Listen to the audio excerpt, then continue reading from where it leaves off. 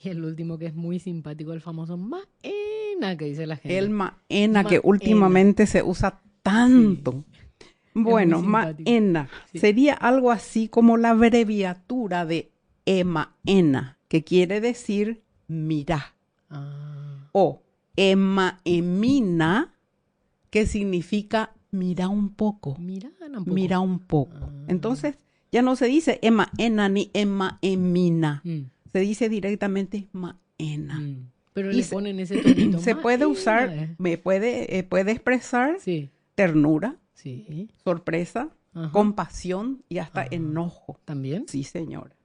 Así es. Por ejemplo, ternura sería cuando uno ve un niño, un Mm, cachorrito y se dice, el clásico. Maena. Sí. Bueno, sorpresa sería Maena. Ah, va cambiando.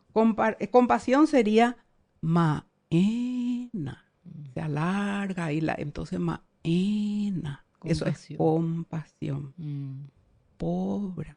mm.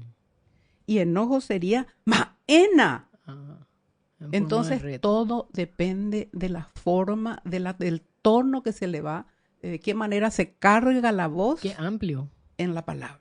Sí, hay muchas expresiones que significan muchas cosas dependiendo de cómo se dice Mm, y en qué ocasión se dice. mm. Entonces, maena es eso, Todo eso. todo eso. Yo famoso escuché el nomás, ¿verdad? Pero no, o sea, no, nunca me detuve a pensar en todo lo que Sí, sí, realmente sí, abarca el es maena, así, ¿verdad? Bueno, ahora ya sabemos entonces según el tono qué es lo que están queriendo decir. totalmente. Bueno.